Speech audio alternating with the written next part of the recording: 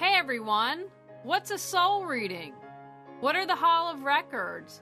How can a soul reading help you? We're going to talk about that and much, much more tonight. So in tonight's Get Off the Couch segment, it's all about going with the flow, which I know I'm still greatly challenged on. We're having some technical difficulties here. We're getting everything taken care of. We're going to get our guest on, but you know what?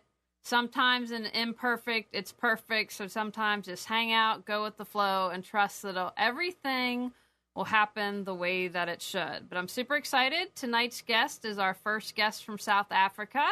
And sometimes with the time differences, we have some issues. But we're very excited to have her tonight and learn all about soul reading. So I'll tell you all about Judith. Judith Kusel sees her main calling in life to reconnect people to their own souls and bring in higher healing on many levels of existence. She taps into the superconscious energy field and into the soul records of individuals. Her motto is, know thine own soul self and its higher talents, abilities, and history, and you start knowing yourself and tapping into the most vital and empowering keys of all existence. She has been on an outer and inner journey the last 5 years, reconnecting to the ancient energy centers of the southeastern African continent, and has gleaned important hidden keys and master codes to human existence, which mankind has forgotten and needs to rediscover and learn. She has also written and guided others with twin flame relationships and the higher understanding and use of the sexual powers, which is ignited between twin flames. Do we have Judith on? Not yet. Okay. We will figure it out. We've got some technical difficulties. Hopefully Judith is Skyping in. We will work on that. And while we're waiting for Judith, I'll just tell you I had a soul reading. I'd never had a soul reading before. So it was very interesting. When we go into details, there were some phrases that just absolutely stunned me because they're things that I had only told a few people or my closest friends know about me. And it was right there in the soul reading. So it was very, very exciting to read and have, and I can't wait to share it with you all. And we're just, again, trying to set up the Skype. I'm not sure if our if Judith knows what we need to do. So we're going to try to get her on while I do that. And while I have you all here watching the show, I just want to remind you, as many of you know, I started Reawaken Your Brilliance Thrive series here in the Raleigh-Durham Chapel Hill area, and at the request of all of our viewers, people said, hey, what about us? We watch you and listen. And so next April 9th, we are going to have our first online Thrive series, which is going to be about attracting and finding love, and I'm very excited about that. And if you see right there's an icon, you can click right on and sign up for the course. It's been our most popular course here, and we are very excited. So let's try, you know what, we'll maybe try from my Skype. Judith Kusel is on tonight. I saw someone ask that on chat. We are having problems. You Skyped earlier. I'm not sure what's going on, and we are trying to connect with her. Sometimes, you know what, that's just how technology is, and we are trying to find her. We might see if we can, what we can do. We will try from my computer. We have all the technology here in the studio. And hey, Judith, we need you to connect to Computers 2K now, because you're on my laptop, and so I'm speaking to our viewers, but they can't see you.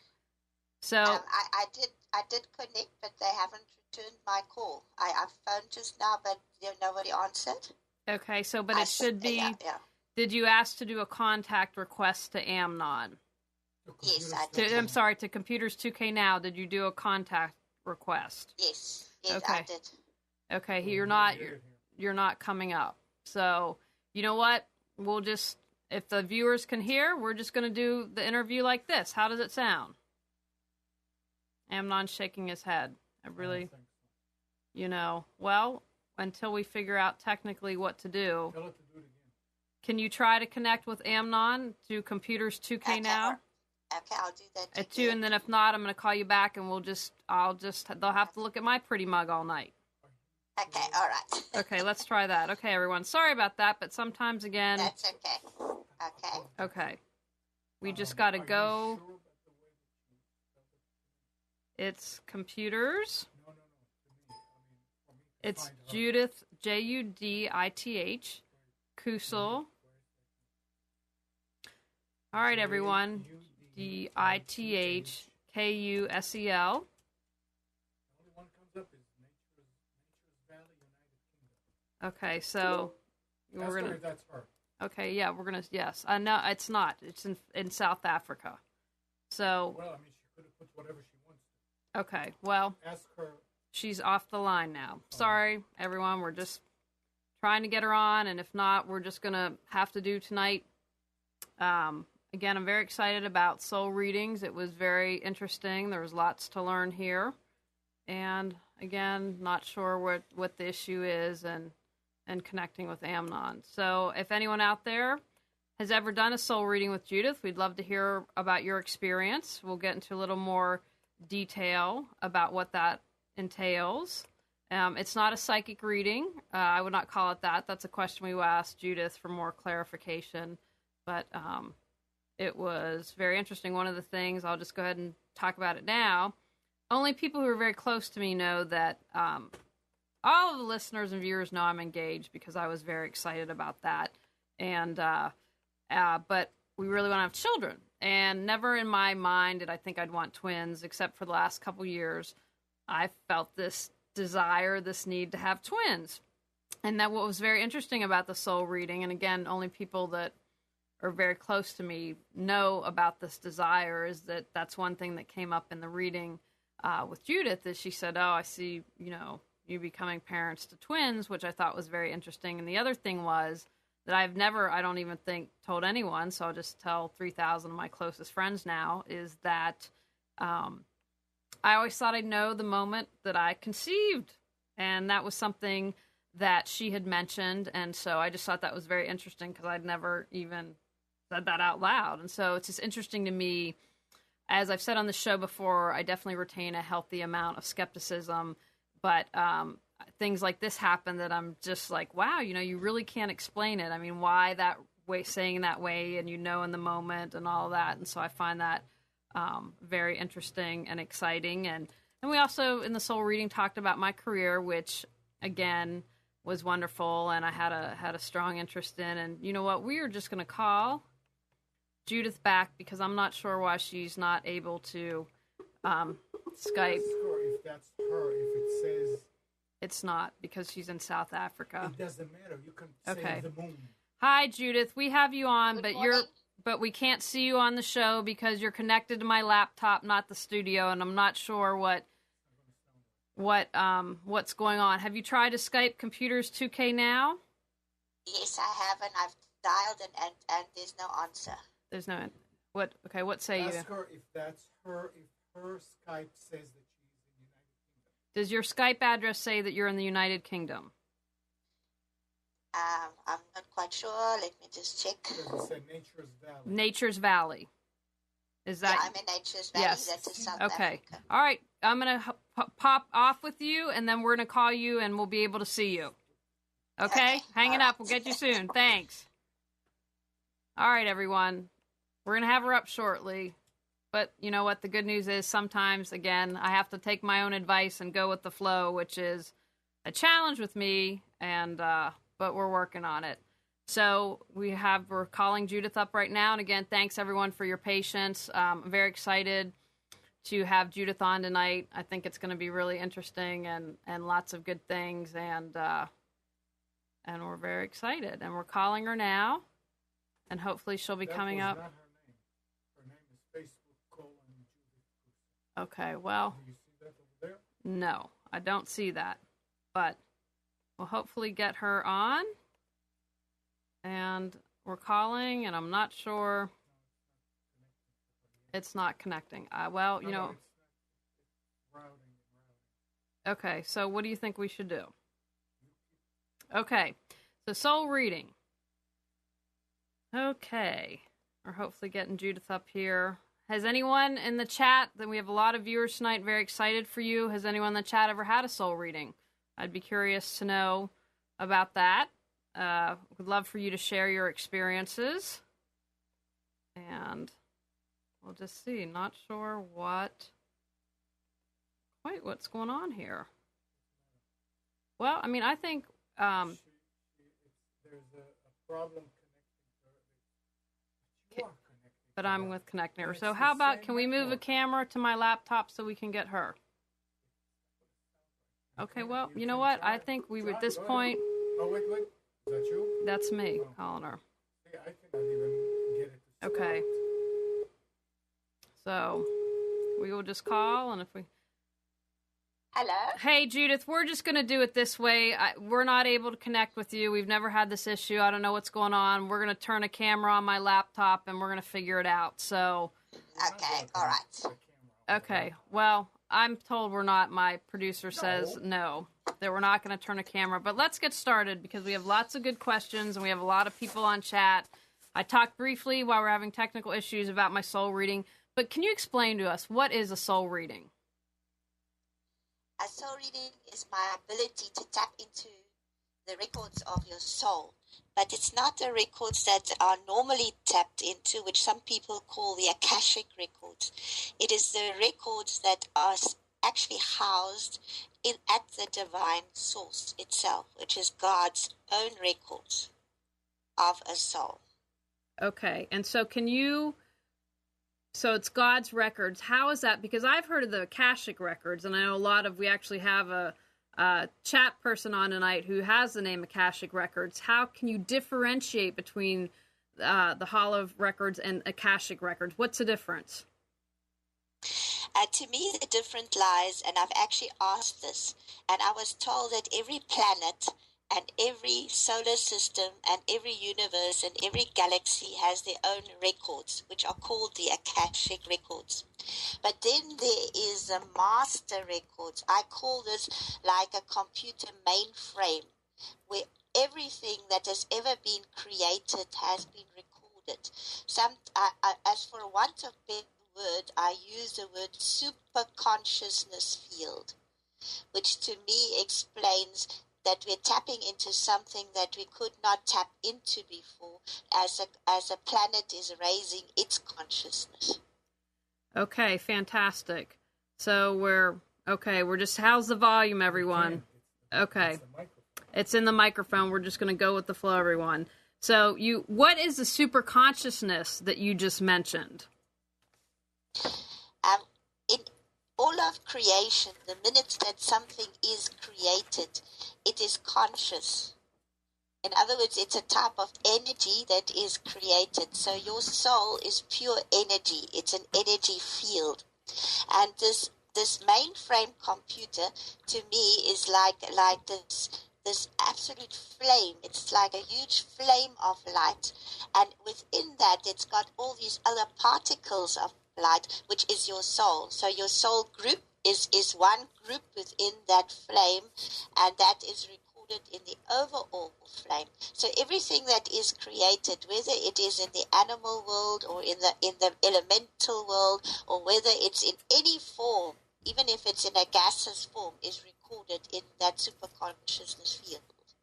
Okay, and so the records that you access are what you would call God records, is that, or because Yes. it's not, so these are the highest absolute, it's it. But would it have what is written in the Akashic records? Would it also be reflected in the Hall of Records? It would be in minute form. So in other words, if you can tap into the planetary Akashic records, you would only find what is on the planet. In other words, all life and life forms recorded on the planet will just be in that. If you go into the universal one, that will be all the solar systems in the universe. If you go into the galactic one, that would be all the universes, etc. So you've got your dimensions. Like you have your dimensions in being, so you have your dimensions in records. Okay. And then because I'm trying to absorb all this, and I told the audience earlier while we were getting everything together, just about some very specific points that you hit on, and we'll talk in more detail about this, but later on in the show. But what led you to the Hall of Records? How did you find them? To me, it's been a great journey because all my life I've been librarian, and I in that I always questioned, where did life come from? What is the mystery of life? What does it all mean? What is the meaning of life? And then I went through a state where everything in my life started to collapse. And at that stage, it was so important for me to find out, why was I alive? Why was I living on the planet? And I asked myself, why was I born in Africa? I come from a 5th generation pedigree German family, and we still speak German, although we've been for 5 generations here in South Africa. And then I asked myself, well, why wasn't I born in Europe, for instance? Why was I born in Africa? And then the answers came, and the answers said to me, because of your soul. So I asked, well, what is my soul? What has my soul got to do with my birth?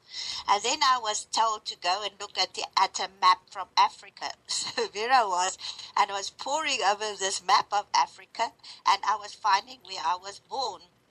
And then they said, okay, look at the longitude and the latitude line. So I looked at the and then I pinpointed it. And then I realized that I was born on a certain place on the earth, which is a high energy center. So I was told that my soul, because of its energy and its certain type of makeup, could only be born at this certain place on earth.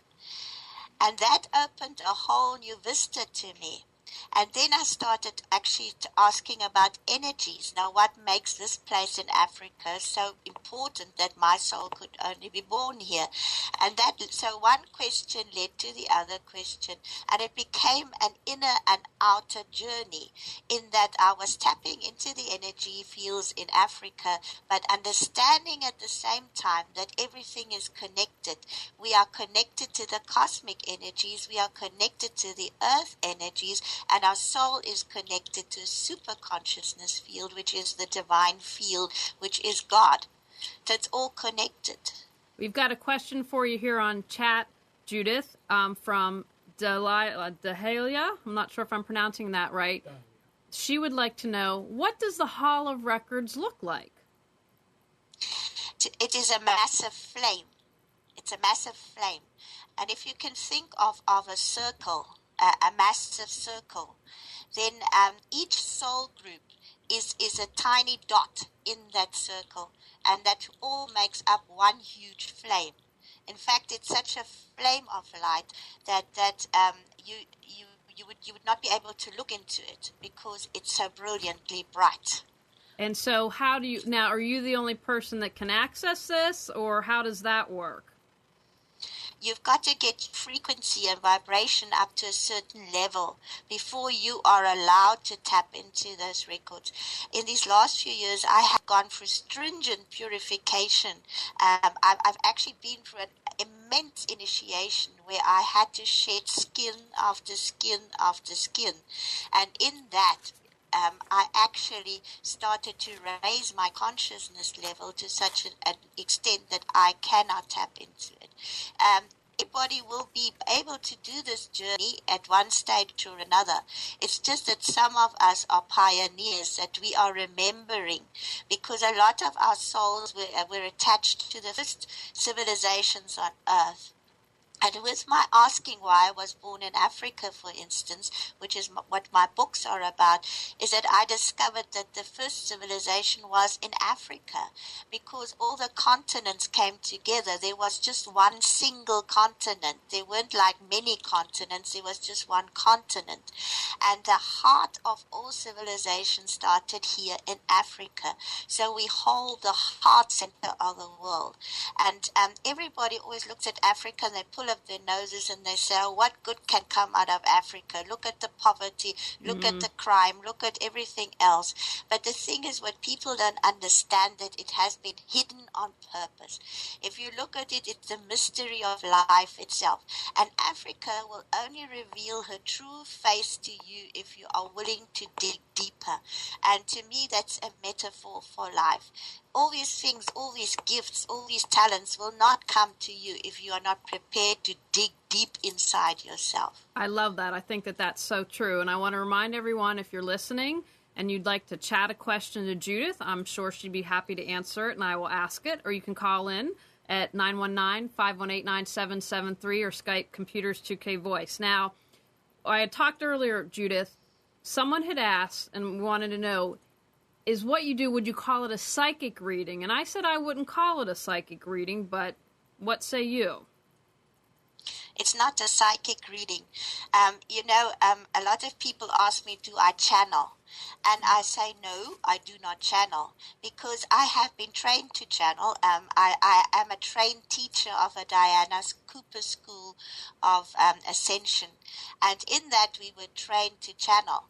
But what I question about channeling is I have sat into channeling sessions and I have found that you can hear where the ego comes in, because the voice changes to the normal voice. And then you sort of question yourself, is this person really channeling whatever is coming through, or is the ego coming through in a certain way? And I do all my things in writing, mainly because I'm a writer, and that maybe I'm a writer, and I have been writing down what has been coming through me. And when I write, I always ask that my own ego totally steps out of the way. And when my ego steps out of the way, my higher self takes over and I become a crystal clear transmitter channel. So in other words, I cannot put my ego into that work, because whatever I write is absolutely transmitted right through me. And that is how we're all going to work at a certain extent in the future, that we just become transmitter channels. We become transmitter channel for a higher energy to channel through us. And it's almost like a television station, like you are transmitting to the rest of the world. That is what I am. I am a transmitter. We have a question for you here on chat, Judith, from Mountaineer, yes, who says, who made you, task you to shed your skins? Is this part of a larger movement with leadership? Yes. To me, it all started is that it is so funny. I tell you how it all started. I was entitled, I was all my life, I came from a very conservative background, very much a church background, a Lutheran background, very much steeped in that, and very traditional. And with me asking all these questions, and also because I was librarian, I often had to read books that nobody else wanted to read. And then people would complain about books and I would have to read them. And it boggled my mind sometimes about what information there was. And then I asked myself, well, is this the truth? And I remember when I was actually going to a seminar once, and there was this man from Germany, and he said to us, you South Africans, you don't question. He said, if I stand in Germany in front of students and I say what I say, they will actually shout me down and say, is that the truth that you are saying? And he taught me something very, very emphatically. He taught me to question everything that I come across with. And I will not just put something out. I will go and research it and see if I can find some or other thing that will validate what I say, or what I talk, or what I act, so that I become what I act. In other words, I walk my talk. I don't just put it there if I'm not able to put my head on a block and say, well, I have tried it and I've tested it and I have found the truth somewhere along the line. But to me, it's very important, because I had to go to a stage where I had to actually acknowledge that I was more than myself. And that came because when my life was falling apart, I was actually taken from the library and I was put into... I was put into the archives at the museum. And it's so funny because I was actually working on a battlefield where a war had taken place. And for the first time in my life, I saw that I could see soldiers, but the soldiers were dead. And I didn't know what to do with it. I freaked out because to me I was in total denial that something like that existed. So what do I do when I suddenly see things that I didn't know what to do with? And it actually came about that people were starting to notice it. And we had like these soldiers coming, by present day soldiers, and they came from Iraq, and they would stand at the gravesides of these old soldiers that had died 100 years or so before, and they would weep. And then I would ask the men, well, why you stand at these gravesites and weep? And they said, well, they felt what we feel like. I'm coming to the point just now. But before I knew, I was actually asked to go and take a whole tourist group up a mountain on the day of the battlefield. And my whole psychic abilities or abilities to see beyond the veil came full that day. I could see everything in technicolor vividness, and I was actually being recorded while doing this on the BBC cameras, and I freaked out. And the only persons who could help me, funnily enough, were the soldiers that came from Iraq. And they said, we know what you are feeling, because when we go into battle, it is our sixth sense that is coming up, and we know where, although we can't see the enemy, we know where they are, and you are doing that. So these men were helping me to relate to that. And it was only afterwards when I was told that I could see the soldiers, because they wanted to be helped so that they could go to peace and make peace with whatever they have not dealt with before they died, that I could help them. And I actually helped them then afterwards. And one day I came to the museum, and they were all standing there and saluting me and saying, thank you. And that's so they were released from my being able to understand what was going on. And to me, that was just the first step, the very first step, and understanding that all is not what we can see with our eyes. We have to dig deeper. Yeah. Got a couple questions for you here on chat, Judith, and then we'll get into more about soul readings. Nancy says, my skeptical friend is here. Can he have a reading on the air? And I don't do readings on the air. Okay, got that answered. Now, Akashic Records wants to know, do you need to believe in Jesus to see the flame and get answers? I do believe in Jesus. And, you know, I get a lot of flack, and people say, well, you're not a Christian. I'm sorry. But to me, you don't need to label anything. And as I say, I've been brought up in Christianity. I know my Bible inside out. And to me, you cannot put God or Jesus in a box, because the concept of what the divine is so huge that no human brain can actually take it in. God is vaster than anything we can ever come into concept with. So please don't try to put us in a box or put God in a box. The divine is greater and more profound and more wonderful than anything we can ever come up with. And I thank the divine for showing me that. So, Judith, you did a soul reading for me, which I talked a little bit about in the beginning, which was wonderful. But I think since I've gotten one, I'm going to ask some questions from here. First thing that you tell the person is their soul name. And why is that, and what's the purpose of that? It is to give you the frequency that you were born with. That's your soul frequency. So in other words, if it says that is what your soul name is, it means those are the qualities that you need to bring into your life, and your life lessons, and everything will be honed around that. If you understand why you are here on this planet and what lessons you have to master, then the rest will fall into place.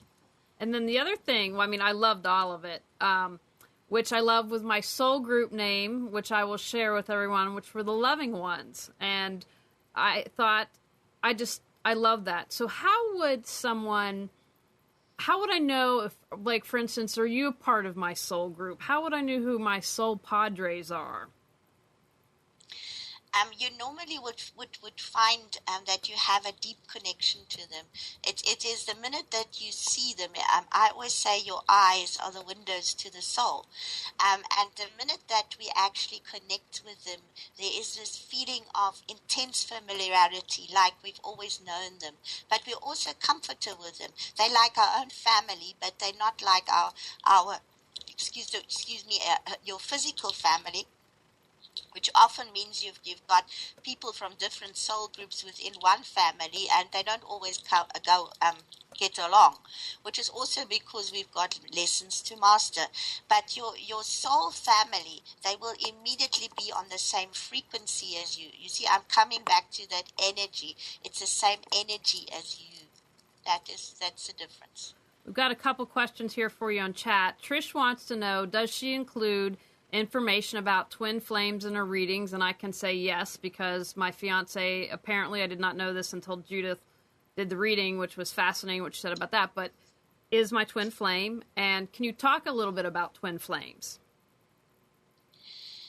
Yes, I actually get a lot of people coming to me for twin flame readings, because I think most people have got problems with their relationships and something or other. And at first I thought that maybe you just had one twin flame. But in the last few months or so, I've actually realized that within a soul group, you've got 144 souls. And then you've got 12 souls. So 12 make up a cluster within a soul group. So you actually have got 12 flames making up your soul. So you might have more than one twin flame. But the thing is, you have to understand that you are not incarnated in your whole on this planet. There's only a tiny little fraction of you that is incarnated now. The other fractions one part of you stays with God, with the divine source. It can never ever be separated from that. It stays there. Another part of you might be in your galaxy of origin, where you come from, where you work, and where you live. Another part of you might be working somewhere else. And especially the more evolved your soul is, the less particle will be able to live on this planet. Excuse me, because it's so very, very dense. And a lot of people have got their twin flames helping them from the other side. They help them, with guidance. They help them with coping with their lives. Now, your twin flame that is incarnated here, therefore, is not the whole flame. It's just a tiny part of that flame. And a lot of people, they've got this, oh goodness, if this doesn't work out, what do? I always say no. Just remember, you are here to learn about love and loving. And that person is teaching you a lot about love. And the more challenging a relationship is, the more you've got to learn to love unconditionally. But if you don't love yourself unconditionally, how are you going to love another person? You've got to love and accept yourself first of all, unconditionally, before you can accept somebody unconditionally. I met my twin flame 4 years ago, and it was bang, bang, because first of all, when I met him, all the past life drama came up from my life in Languedoc. I wasn't in the Qatar faith, but I was actually burnt at the stake. And I had 3 children with him. He was my lover. And then he just disappeared, and I was hunted down. Eventually, they burnt me on the stake with 5 Knights Templars or whatever. But I had all this trauma coming up from the past life of losing my children, losing him. I didn't know what. But I had to work through that whole memory bank and starting to forgive myself, forgive him, and then understand what happened. And once I had released all that emotional baggage, I could, for the first time, love myself unconditionally, and I could love him unconditionally. But I had to get through all that emotional baggage. And a lot of our relationships come from past lives where we have made patterns. We have created patterns, and then we repeat that pattern in this lifetime. When we first meet, we say, wow, this is wonderful, this is fantastic.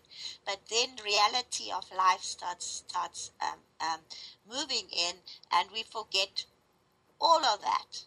And some or other, deep inside ourselves, something in us knows. It knows that we have come to master these lessons. It has come that we have to learn to love more.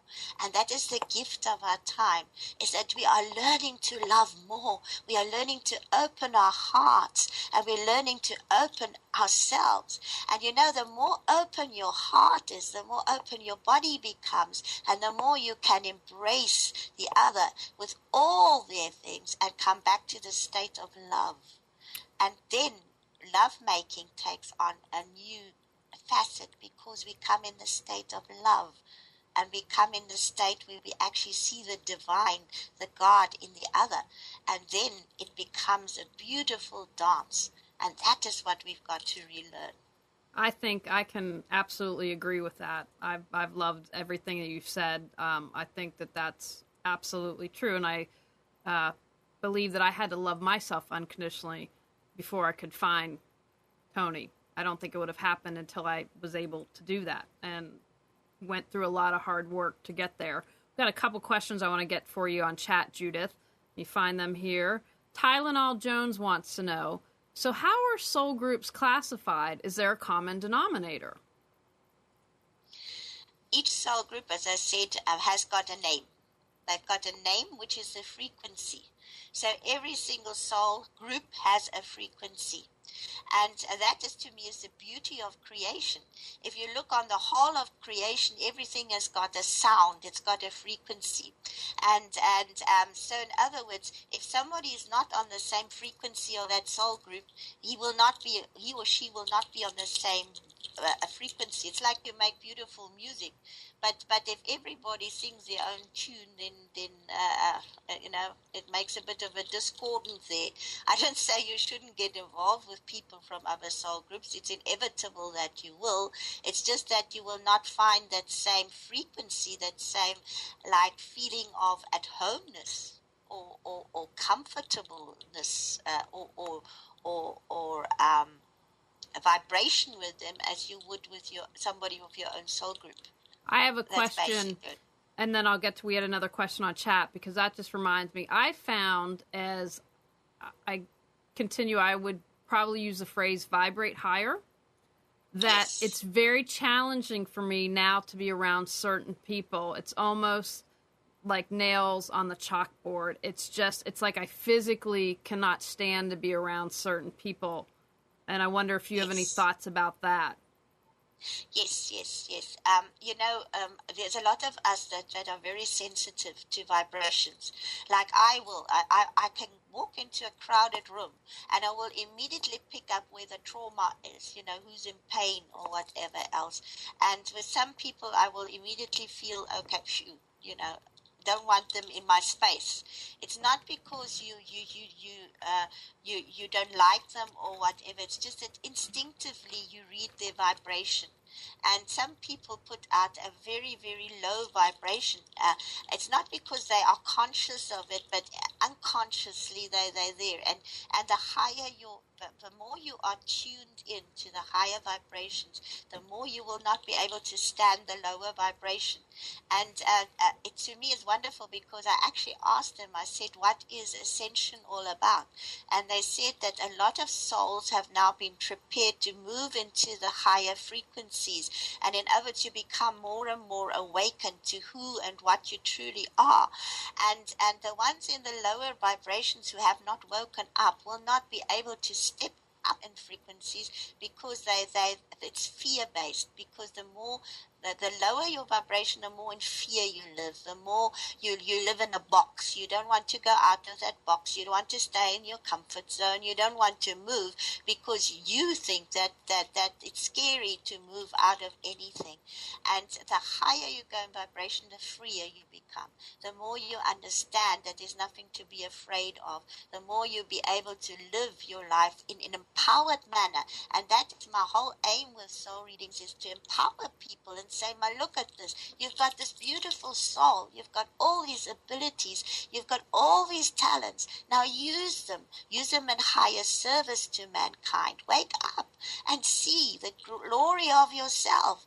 And you know, God has made us so beautiful. He has given us all these gifts and talents. But when we come to the planet, we forget about it.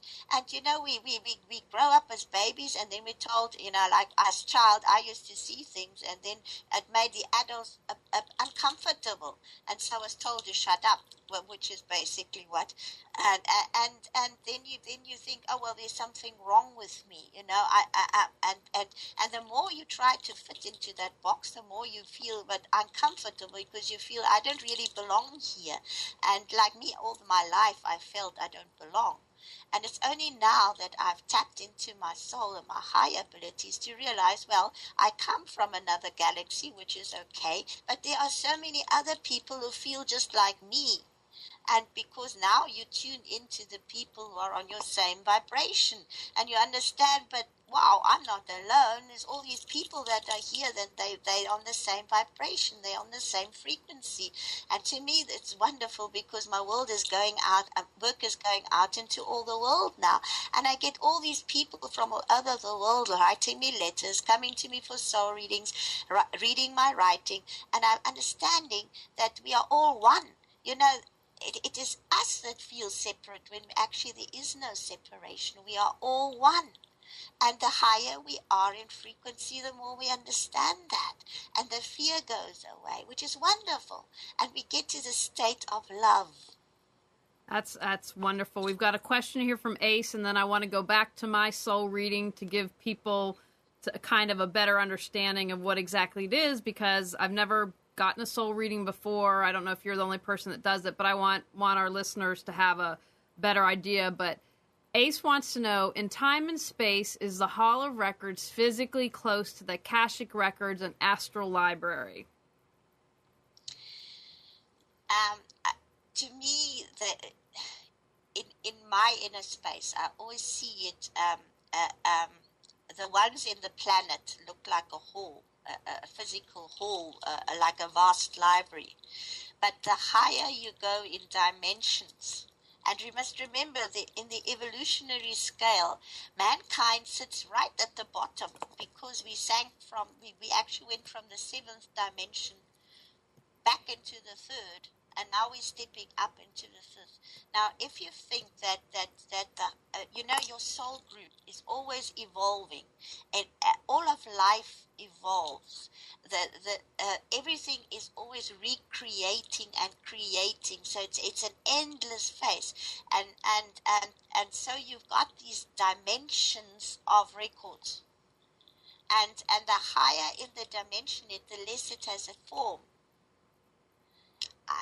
I cannot really explain it, but it is formless. It has no form. It is like a frequency of light. That's the best I can describe it as. Okay, so let's get. I want to talk a little bit more about my soul reading. One thing you mentioned is that my tonal chord was E. So does that mean if I have a sound bowl, I would want to hit E a lot, or that brings me comfort? What's the significance of that? If you sound the arm, for instance, on that E, you will find that you vibrate. You start vibrating, because now you're on your frequency of your soul. And also, if you play the piano or something, and you play something in that E minor or whatever, then that is where your vibration is. So if you put a singing bowl and you put it on the E vibration, that you will find your whole body starts vibrating if you have enough of that sound in. And then you build up your light body to be on that frequency of your soul. And the more you are on that frequency, the more you will be vibrate in tune of your soul. You're bringing your physical body into attunement with your soul, and that is why that tonal chord. You know what is so wonderful with my research that I did now about why I was born in Africa? I was told that Africa is the spinal cord of the world. So in other words, you've got 33 octaves of sound. You've got 33 vertebra in a spinal cord. So your spinal cord is actually one tuning instrument, and and it's in tune with the spinal cord of the planet, and it's in tune with the cosmic spinal cord. So in other words, with every single note that you have, if you are on the E vibration, your whole spinal cord will get nice fine-tuned, and you will get fine-tuned, because there you are, because your soul is on that vibration. Oh, fantastic. I'm going to go out and I don't have a piano, but I'm going to find one and start banging the E and getting myself more in tune. The other thing that you do in the soul reading is you talked about and said, I want to quote, she has incarnated mainly to bring in the higher understanding of loving energies and the healing of body, mind, spirit, and soul, and then this to do with all the means she can, which I think I agree completely with you, but if you would have said this to me 5 years ago, it wouldn't have rang true. But I think for me, the biggest thing was reading this. It all rang very true. To me, that you see, if your soul name says it all, because okay, I'm not going to give you a soul name, but your soul group name, the loving ones. So what does this mean? I am here to bring in love and the understanding of love, and I'm here to radiate it forth. And look at you can do with your media work, you can do all this, you can bring people back to their hearts, you can bring them back to their higher understandings, you can bring them, you know, if your heart overflows and this love overflows, then you're going to touch it. But a few years ago, you were not ready for it. And that is why I say the people who come to me for soul readings, who are really serious about that, are the ones that need to know that information. And that is why I'm not worried about it, because I know that the souls that are ready will come to me, and I will be able to help them because they're ready to take that step. Me, I had to first ask why I was born in Africa, so that I could go through the steps of awakening. And if you are in that awakening stage, you will question and you will ask, why am I here? What am I doing here? What am I supposed to give to mankind? And if you understand that love is the highest service, that is how you can serve. And the more you say, well, I'm an instrument, how can I be used in divine hands? The more the divine is going to use you in higher service. But we've got to actually stand there and say, here I am, please use me. And, you know, when I do my soul readings or when I do my writing, when it says, please use me, how can I help? How can I assist? How can I assist you on this planet? Because, you know, God cannot come to this planet, he's so vast, but he has to use somebody somewhere to help the planet. And he's using us to help the planet, because otherwise that is all this manifestation. We are manifestation, so that, and we are here on this planet to assist this whole planet to evolve. It's an evolutionary stage. So isn't that wonderful? You are here, you are born on this planet, and you're here to do work. And it's magnificent work, because this work, the whole of creation is watching what is going on here. And the whole of the Milky Way galaxy is evolving into a different state. And so we are in this evolutionary state where everything is in flux and flow. We are being recreated. The planet is being recreated. And here we are. And a lot of us are volunteer souls. We came and we said, here we are. We want to help. And that is why we're here. But if we close ourselves off, then we can't be of use, because we forget who we are. It's just as simple as that. So, Judith, could someone get a soul reading that maybe's like, you know, what's my purpose here in life? What am I supposed to do? And maybe, do they have to be open to a certain extent? Or do you think that just by the fact that they'd request a soul reading, but could that help someone who's looking for their purpose?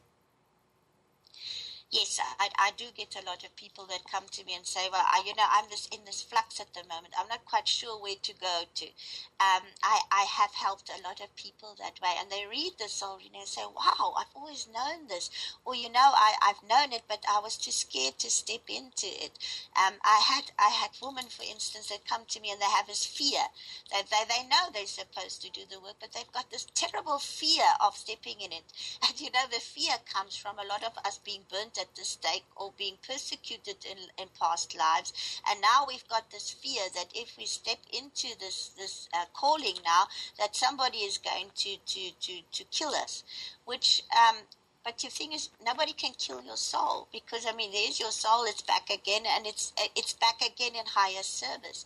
And once they understand where that fear comes from, because my soul reading will pinpoint it, they can step past that fear, and they can say, wow, okay, that happened in the past life, but here I am, and I'm protected this lifetime, so I'll be able to do my work. And then after a few months, I get letters back, and they say, wow, I did it, and now I feel so free, and I feel so happy, and I feel empowered, and I'm doing, and things are coming together, and I'm so happy about that. But sometimes we have to also know what happened. What happened in a past life, but then where does that fear come from? And once we understand where that fear comes from, then we can work on it, and we can release that fear and walk past it and become empowered. And that is my whole idea. I want to empower souls so that they can actually go out and step into their missions with panache and ease, and say, here I am, I'm going to make a difference to this planet, because that is why I'm here.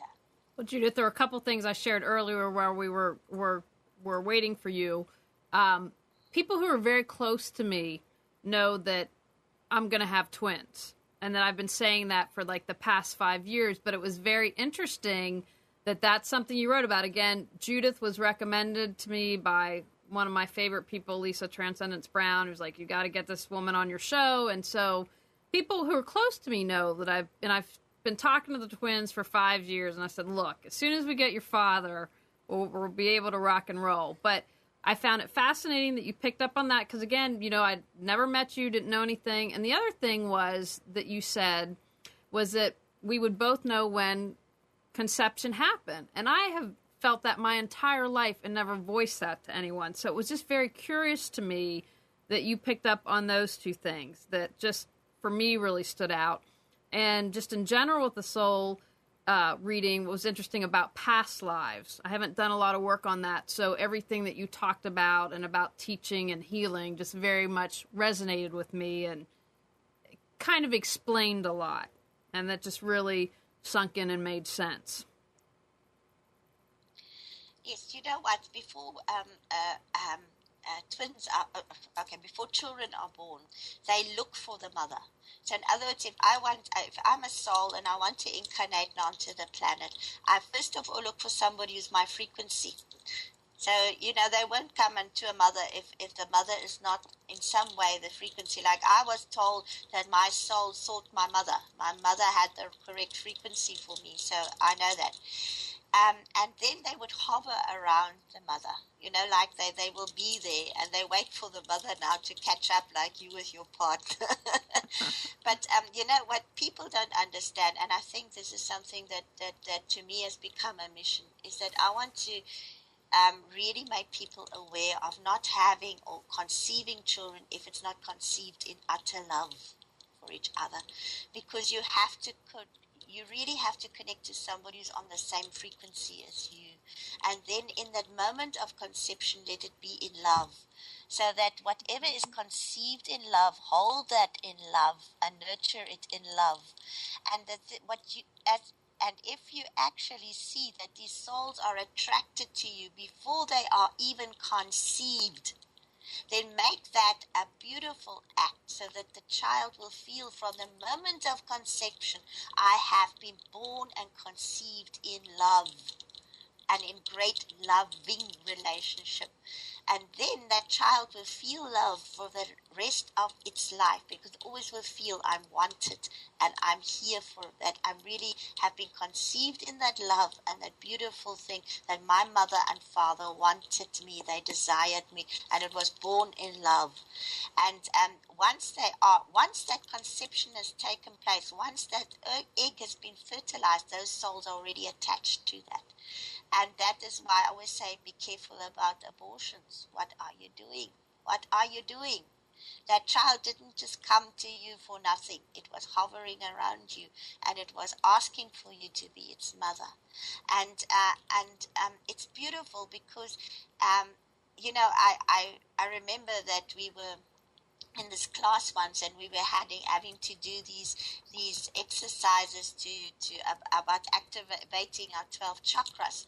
And there was this mother. She was heavily pregnant, and this little one jumped out of her mother's tummy, and she was doing the exercises with the mother. And this little one was most persistent about her name, because her mother had a different name, and this little one was kept, the message came through to his mother time and time again, this is my name.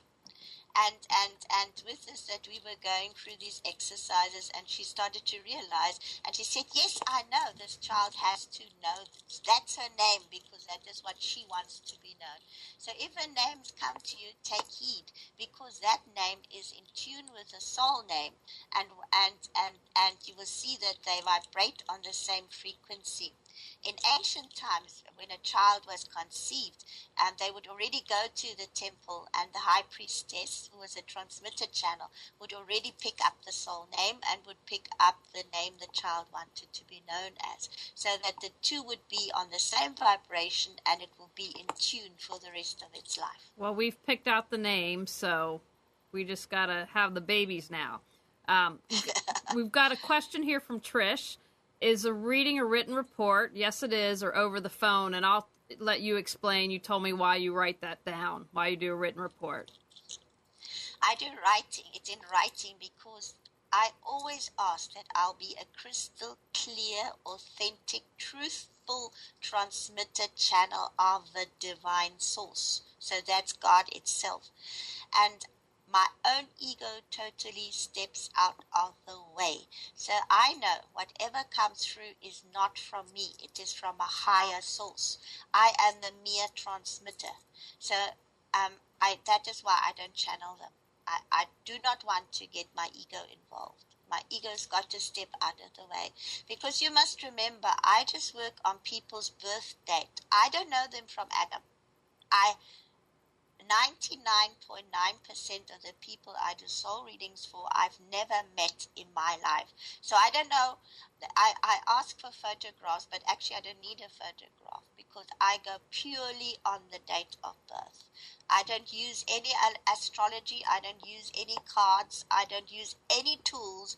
All I use is the date of birth and the name of the person. That's all. Nothing else. Can a soul reading help heal us? Can it help raise our vibrations? Yes, I've had women coming to me with immense depression, and the soul reading came out and pinpointed exactly where that depression comes from. And since then, I get regular letters from this woman, said, that soul reading has changed my life. I am empowering myself, and she is a different person. The depression has gone. She is now totally an empowered person, and she's living her life's mission, which is so beautiful. And she's not the only one. I've done these for doctors. I've done them for health professionals. I've done them for people who are sky high, in the corporate world or whatever. But it just gives you that understanding about why you are on this planet and what you are supposed to bring in, and where do your problem areas come from. And once you understand that, and you can go out and become what you are supposed to become, then everything changes. And a lot of us are highly evolved souls, and we've come in here with a mission. But the thing is, we get conditions thingly, because the whole educational system is built upon destroying that. It's built on disconnecting us with the soul. And we are soul. We are not our body. The physical body is just what we assume for a short moment in space, just not even a fraction of a minute. So our body is not who we are. We are a soul. And some of us actually have come in here with a specific task. And that specific task is mostly to bring about this change, this whole frequency change, this raising of consciousness. And if we sit in a corporate job and we are dead a soul dead, then we are not worth our while here on the planet because we've forgotten who we are. But if we go and we change from the inside out, we're going to change in that job and we're going to make a difference because we start radiating out. We radiate out frequencies, and those frequencies are going to change people around us, whether we don't even have to open our mouth. So there is so much that we can do on the world around us. And once we wake up to that, it's so wonderful because I do these soul readings and then they come back. You know what? I knew that when I was 16 years old. So when they were teenagers, they had this aha moment and they knew this is what we want to do. And what do they go? And they go and doop, doop, doop, and all these byways in life. And we forget, as a 16-year-old, that is what we wanted to do, or we had this vision, and now we get sidetracked. And the minute we get back on track, then we light up and we become empowered beings, and we light up everybody around us. And there's always somebody that needs that exact message that you have to give out to the world. Don't ever underestimate that. Whether you are a housewife somewhere at home, or whether you are the Prime Minister itself, there's always something that you have specifically to give to this planet, and don't ever forget that. I think that's wonderful. I think so many times I always said that it doesn't matter what you do, you have a purpose here in life, and to do it to your fullest, and as you say, through love. Now, can people ask you specific questions on the soul reading? Like, Judith, I want to know about relationships or career or finances. What do you say about that? Yes, I do, because when I do my soul readings, I say, are there any questions you would like to have answered? And they do, because a lot of people, they struggle these days. They say, well, I'm not happy in my job, and what must I do? And the answers will come. And if you're not happy in a job, it's normally because your soul is screaming to you and say, please, please, please, listen, listen, listen. And once you start listening to that, it's not that you need to immediately go and resign your job, but you can do whatever your soul tells you to do, and you can start incorporating that into your life. And that is so wonderful because like with me, I had to do it the drastic way, and I wouldn't, because what happened to me is, because of a carpet being pulled under my feet, I went into this absolute dark night of the soul, and I knew that my job was just going nowhere, and I had this vision. I was actually taken to this edge of a cliff. And I was shown there was the whole wide world there, and said, well, when are you going to have the courage to jump off this cliff? And I was shown an eagle and said, how does an eagle learn to fly? And the mother kicks the little one out of the nest, and it has to learn to fly. And the next day I put in my resignation. But to me, it was just like, wow, okay. It was like a weight was lifted off my shoulders. But I understand now that was the journey I had to take, because I would not have discovered all these gifts and talents and my writing, which I'm doing now, and my soul readings if I had not done that. So that is my unique journey, but it doesn't mean that has to be your journey. Now, Judith, what would you say to someone that's struggling right now, that's in a really dark place, whether they're depressed, going through a divorce, lost a job? What advice would you have for them? It is the greatest wake-up moment of your life. Believe me, I've been there. And I can say thank you for that now, because if I had stayed where I was at that moment in time when I had, that life had become redundant. And I needed all that trauma and pain in my life. And believe me, I know what it is like to actually wake me up and say, what is it you really want to do with your life? What is it? And you know what? When I was in my darkest moment, I remember my friend came to me and she said, you know what? You can sit there in the dust feeling sorry for yourself for the rest of your life, or you can get up, dust yourself down, and get on with your life. Well, I was miffed with her. I must admit that you didn't like somebody telling you that. But it actually got me thinking. I thought to myself, you know what? I have this dream of writing a book. I have a dream of making a difference to this world. And I am not going to die with my dream still in me. And I made that a pledge for myself. And that has become my motto in life. Life is a journey and not a destination. It is a continuous journey of discovery. It is an adventure. And since I have understood that, my life has become an adventure. It's become a journey. And it's become a journey into rediscovering who and what I truly am and who and what the world really is. And the more I delve deeper and deeper into the mystery of life, the more the mystery of life reveals itself to me. So please don't ever give up. You have so much to give to the world. You are a beautiful, beautiful soul. You are beautiful. You are perfectly made. You know, the divine doesn't create mistakes. It doesn't create somebody who's flawed. It creates diamonds, and diamonds are made under severe and utter pressure. And we are all diamonds. There is not one of us who's not a rare and precious diamond in the sight of the divine. God loves you. Now, my second question I ask everyone is, I'm all about getting off the couch, so what can someone do right after the show, tonight or tomorrow morning, to reawaken their brilliance? First of all, I believe you have to keep a journal. I have a journal that's next to my bed. I have a journal in my bag. Wherever I go, I have a journal.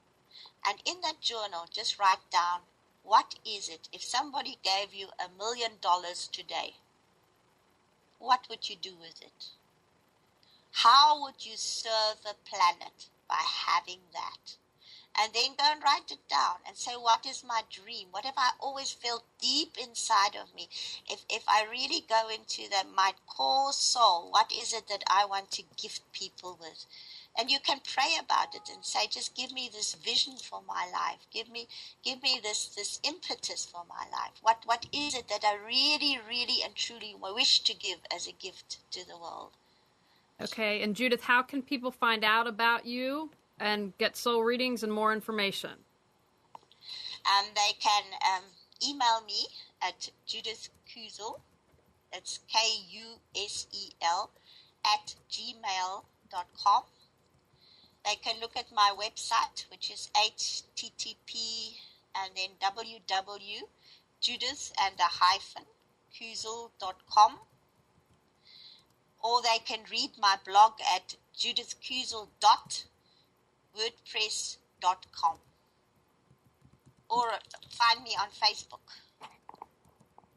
Okay, I've written all that. I'm chatting that on the chat room, and we will go from there. We want to thank you so much. We stay on the line. We want to talk to you after the show, but I know we had some technical difficulties at the beginning, but fantastic show. We appreciate you being on, and you are our first guest from South Africa. Well, thank you very much for inviting me. It's just a dream come true. Thank you very much. Well, we appreciate it. And I want to remind everyone, talked about at the beginning, my first online Thrive course, Finding and Attracting Love, is April 9th. Click on the link right below and you can save $5. I've said it before and I'll say it again. You all know I'm engaged and happy. I listened to the panel last year as Judith talked tonight about loving yourself unconditionally. I worked through all kind of my issues and now I'm getting married. So if you're looking for that great relationship, check out our class that we have to offer and we'll see you all here next week. Bye now.